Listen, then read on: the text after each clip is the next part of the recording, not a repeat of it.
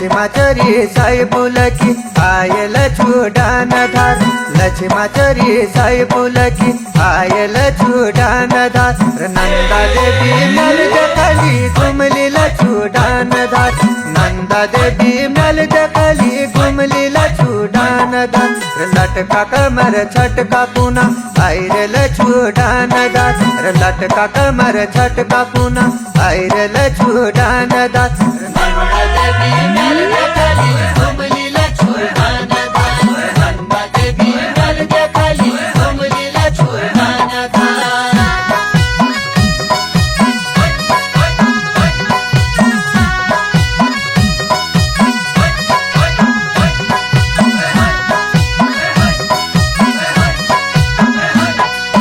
हाथ कपौजिया परी आयल चुडान धार हाथ कपौजिया परी आयल चुडान धार चमचमान तुली परी आयल चुडान धार चमचमान तुली परी आयल चुडान धार लटका कमर छटका पुना आयल चुडान धार नंदा देवी मल जखली घुमली चुडान धार नंदा देवी मल जखली घुमली चुडान धार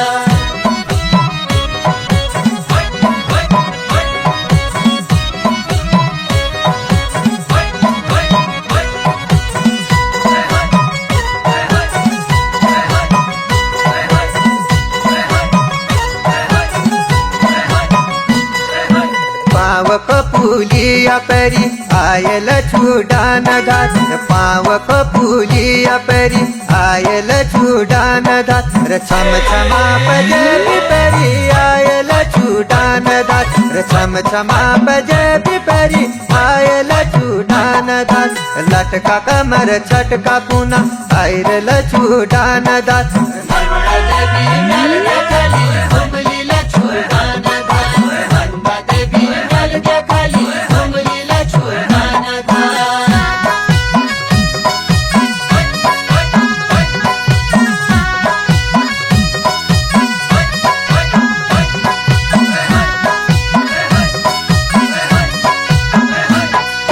कान को झुमुकी परी आयल चुडान धार कान को झुमुकी परी आयल चुडान धार पार में पिछाड़ी परी आयल चुडान धार पार में पिछाड़ी परी आयल चुडान धार लटका कमर छटका पुना आयल चुडान धार नंदा देवी मल जखली घुमली चुडान धार नंदा देवी मल जखली घुमली चुडान धार